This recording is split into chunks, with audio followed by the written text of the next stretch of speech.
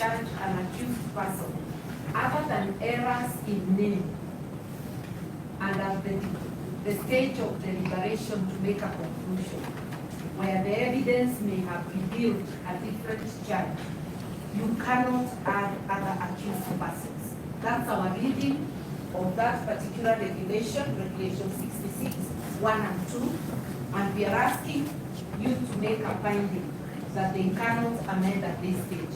I want to thank the prosecutor for admitting that indeed we expect a ruling from the court of their own.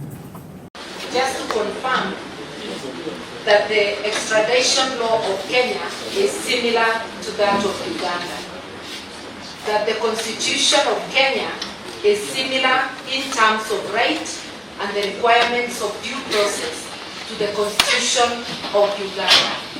In both countries, due process is emphasized. And therefore, as has been ably demonstrated by Counsel Elias Lukwago, the fact that agents of the state of Uganda arrested or abducted the two gentlemen from Kenya and brought him back without any court order from Kenya. Because even where the states have an extradition treaty, you still have to present a person to the court in the country of arrest. So they ought to have been presented to a court in Nairobi, and that court is the one that would have ordered for their being brought to Uganda. In that court, these two gentlemen would have had the opportunity to object to their being brought. They would have had a say. But now they were brought against their will.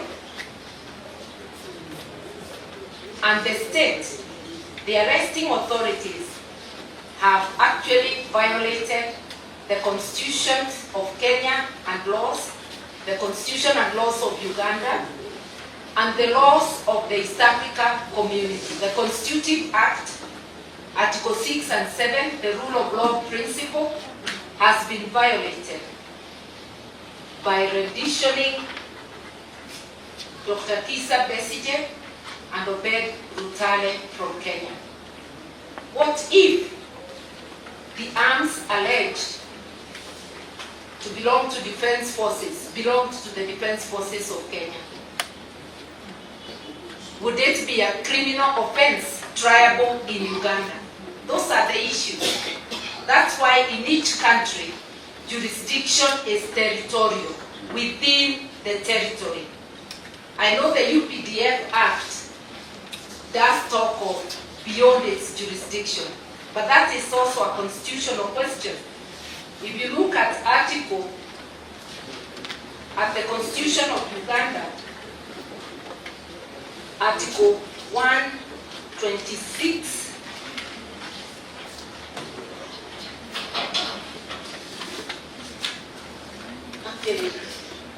judicial power, Article 129, the courts of judicature.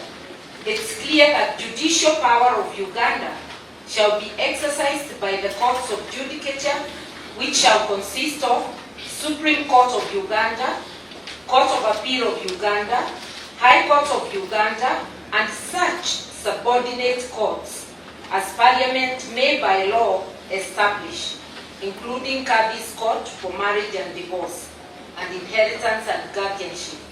But I want here to agree that the UPDF courts are such subordinate courts set by law. But those courts, just like all the other, I don't know whether that will affect the record.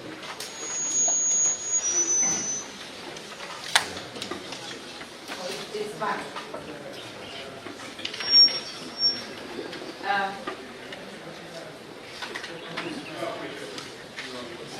What it means, Mr. Chairman and the court, is that your territorial jurisdiction as a general court martial is limited to the territory of Uganda.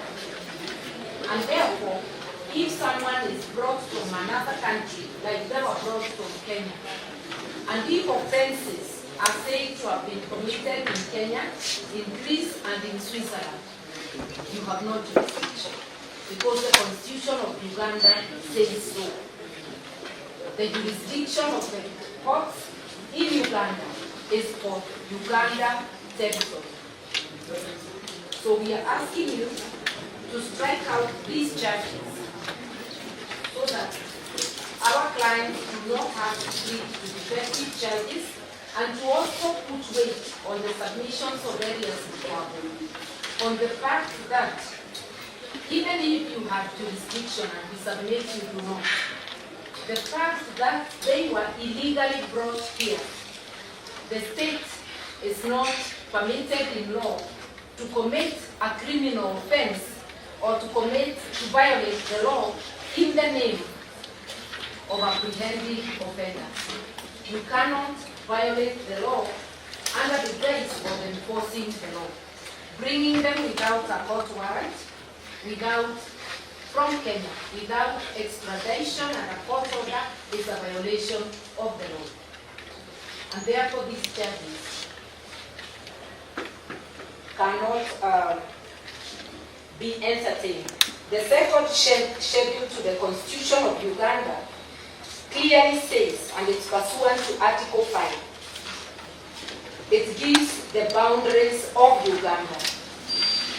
I will not read, it's a long description of the boundaries of Uganda, but I refer you to it so that you find Nairobi is not within Uganda. And any offense committed in Nairobi is up to the authorities in Nairobi to prosecute somebody in the courts of Kenya. So you are sitting, you are being asked to take plea on a matter for which this court-martial and all courts in Uganda have no jurisdiction whatsoever. If it is in Athens, the courts in Greece will have jurisdiction. If it's in Switzerland, the courts in Switzerland will have jurisdiction, not the courts in Uganda.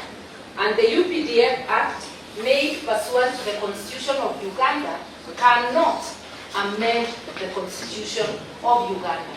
So if the Constitution gives territorial jurisdiction of the courts as Uganda, the amendment of the UPDF Act, which seems to expand the jurisdiction of this court beyond Ugandan territory, is unconstitutional.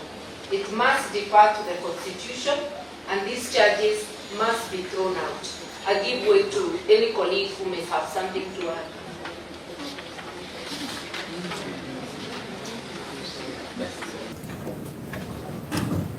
Together with housekeeping and the Lieutenant Mr. Second Lieutenant Regina Nazareth,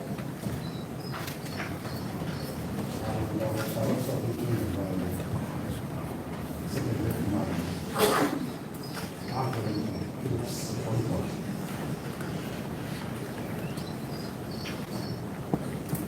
Those are the evidence for the city.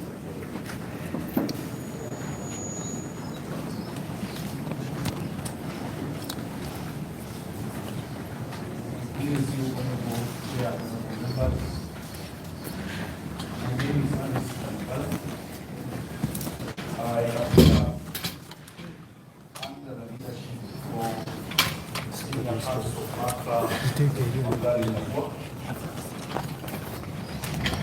together with Honorable Justice Wabo, Mr. Moses, Ms. Cornelia Proscovia, Mr. Silas Okul, Mr. Peter Lightway, Mr. Bayan Rinamkama, Mr. Tusim Kato, Mr. Michael Chimfu,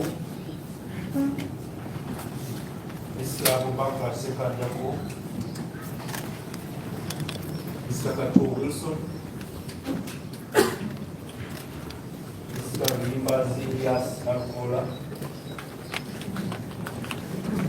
Honorable Abdallah Chwanka, Mr. Katipa Godfrey, Mr. Wanda Gona Samuel, Mr. Frederick Panga, Mr. Katumba, Mr. Kabuye Lawrence,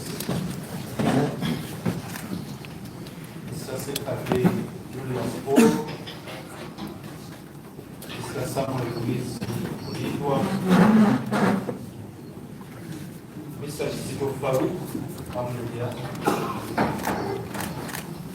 Mr. Imam Dennis,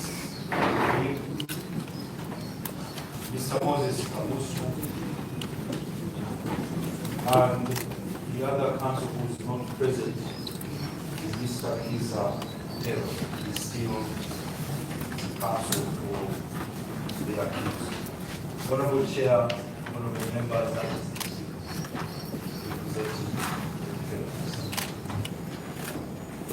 Honorable Chair, we have some housekeeping issues that we must deal with before we proceed. The Chair will announce. Handled by Michael.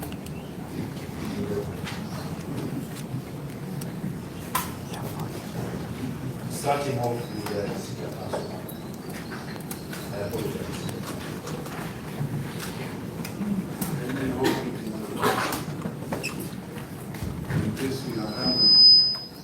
I believe this is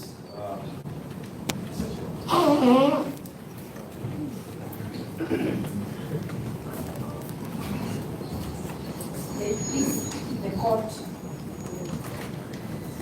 One of the housekeeping issues is regarding our right of access to the court as advocates representing the suspect in the court. And looking at regulation number 60 of Uganda People's Defense Forces Act, regulation number 1. This regulation gives you, Mr. Chairman, the duty to ensure that this court functions as any other court of law. And in any court of law, advocates are granted access to the court to be able to do their duty to represent the accused persons. Because of what transpired here last time we were here on the 10th, when Aaron Chisa was denied access and it resulted in him being jailed, we are most humbly seeking your assurances that as advocates, we are not going to endure any intimidation or obstruction as we come into court to do our duties. I must state that what transpired has caused a lot of shock. If you can see, we are lesser than we normally are. It has caused fear and intimidation among the ranks of advocates, and we thought that we needed to bring to your attention that this court needs to show and to demonstrate balance, not just the welfare of the military officers before it, but the welfare of everybody in its presence. So we are seeking assurances that we'll be able to represent our clients without intimidation. And today I must state that we have ease of access unlike other days, because we also want to be upfront. Today we have even been facilitated to sit together where we can be able to pass notes to one another. We thought we should bring that. The other issue is of officers who are manning the court not having their name tags. We are not able to know who is interacting with us, and it is necessary because it's procedural that any officer who is officiating at the court should be disclosed. An issue that is may not appear very relevant, but it is. We have noticed the changing composition of the court, that sometimes one or two members are replaced, and we are requesting when that occurs, kindly let us know who has been replaced and the names and the rank of the person representing them. You remember that at the start of the court, the names and ranks of all members of the court were read out. But at that time, these two gentlemen were not represented. So when they change, it throws us off balance. We are not able to know the composition of the court, which is a requirement. We have other housekeeping issues, which I will leave my colleagues to add to. And maybe before he rises, to my colleague, professional colleague, the judge advocate, just to tell him that, yes, I'm from Kenya, but I'm an East African and have an East African passport. So the unkind reference of me as a foreigner is not last time. It's not applicable. I'm an East African holding an East African passport. So apart from being licensed to practice law here, I come as a right being an East African.